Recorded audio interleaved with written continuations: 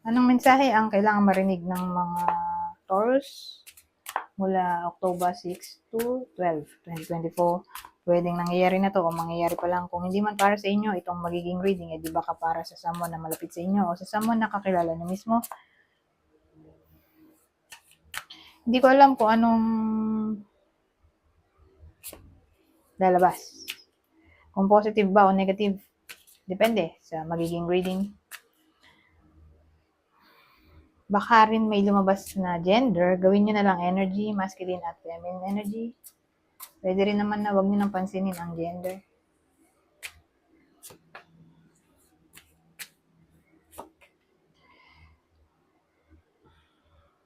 Pero gustong sumama ito. Ano ba yan ito? Mag-adventure kasi. May desire kasi yung iba sa inyo na mag-adventure, mag-try ng something new, mag-invent. Pwede ganun. O maging somewhat ambitious. Sorry. Good news kasi magtatagumpay. Okay, kasi parang magiging independent, unpredictable, impulsive, career-oriented, action-oriented. Ganun parang galaw ng galaw. Energetic. Determinado yung iba sa inyo na magtagumpay. Gusto nila ng change.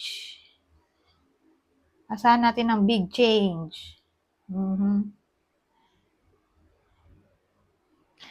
Actually, pwede rin naman itong magtagumpay sa pakikipag-reconcile o i-pursue ang kanyang mahal sa buhay. Whether ex yan o crush.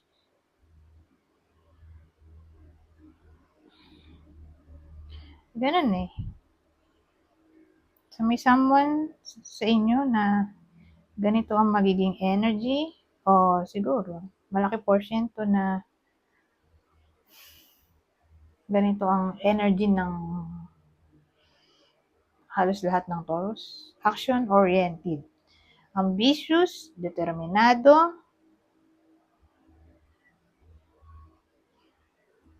at pwede rin ganito. Magkakaroon ng lakas ng loob na magpatawad na finally o magmahal ulit. So, case-to-case basis.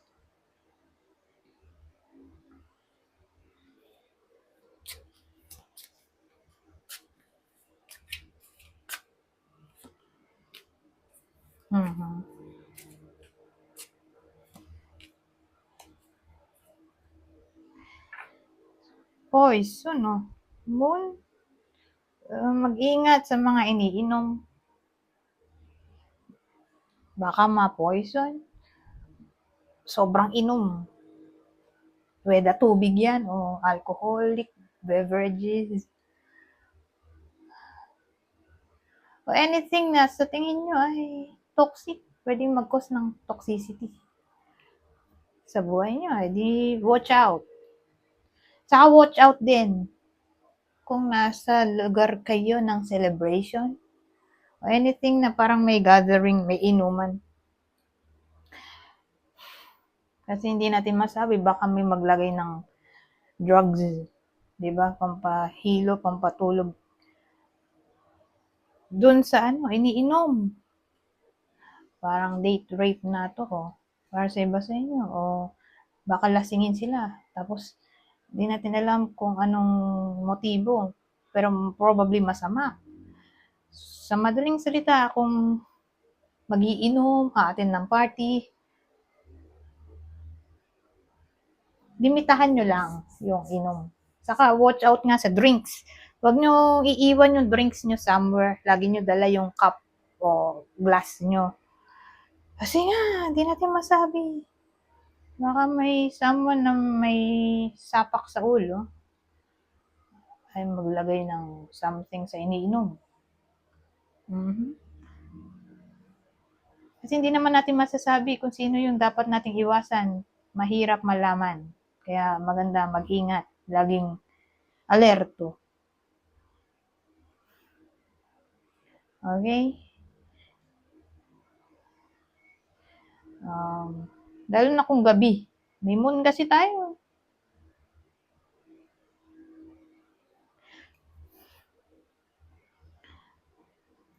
Kasi pag nakita ko to sa reading, para siyang card ng psychosis, mental problem. O sabihin natin, kung di magiinom, baka drugs kasi ito eh. O substance abuse, may something na ma-abuse. Pwede mag-cause ng mental problem, hallucination, ganyan eh. So, whether kayo yung nagtitake nito o baka ipatake sa inyo, nakakatakot, di ba? Kasi nga, baka siya ay mag-lead sa poison, yung toxic na siya sa katawan, o baka mapano yung iba sa inyo in general.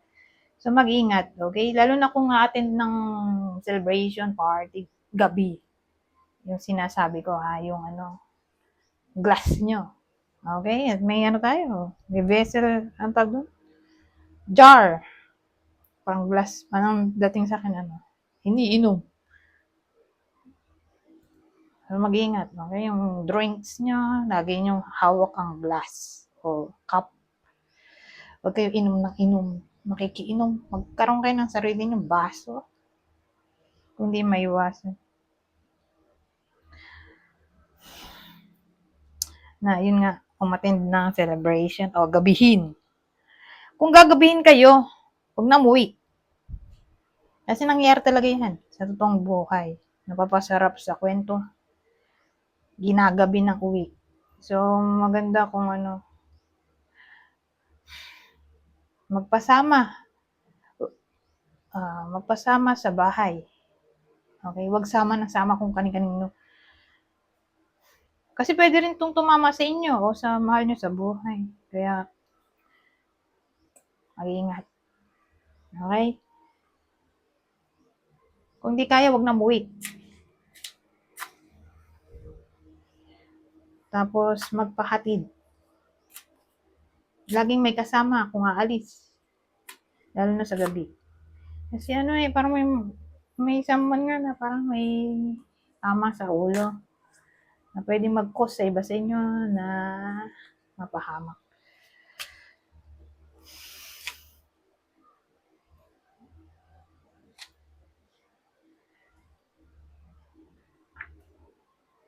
Anyways,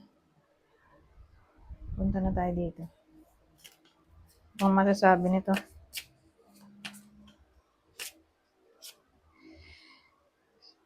Strength, determination, perseverance, and self-discovery.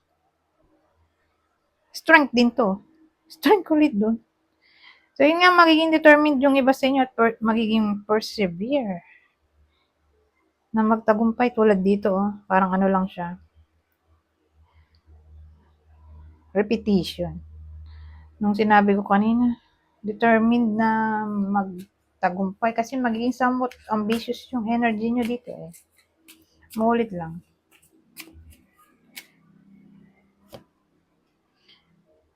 So, pag ganun umuulit, di malaki talaga chance, di ba, na mangyari.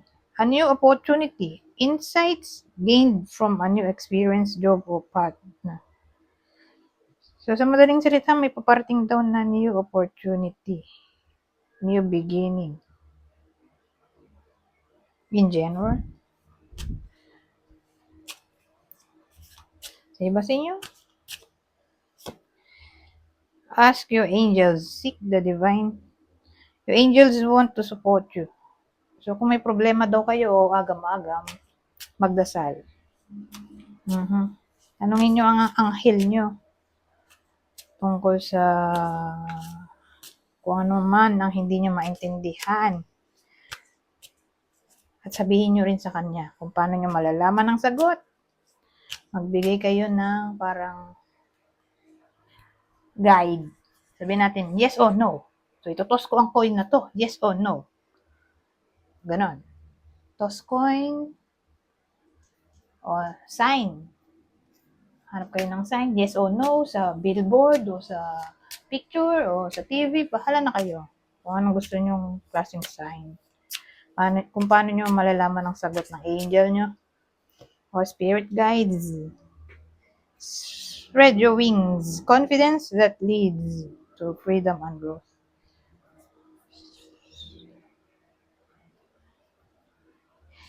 Ibuka, spread eh. Ano ba ito? Ibukas?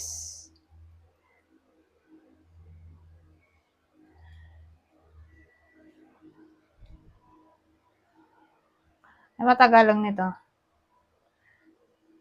Spread your wings. Ibukas ang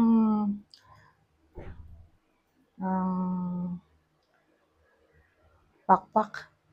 Ibuka. Ibuka ang iyong mga pakpak. At maging confident daw. So, kung ano mang gagawin ng iba sa inyo, magtiwala lang sa sarili.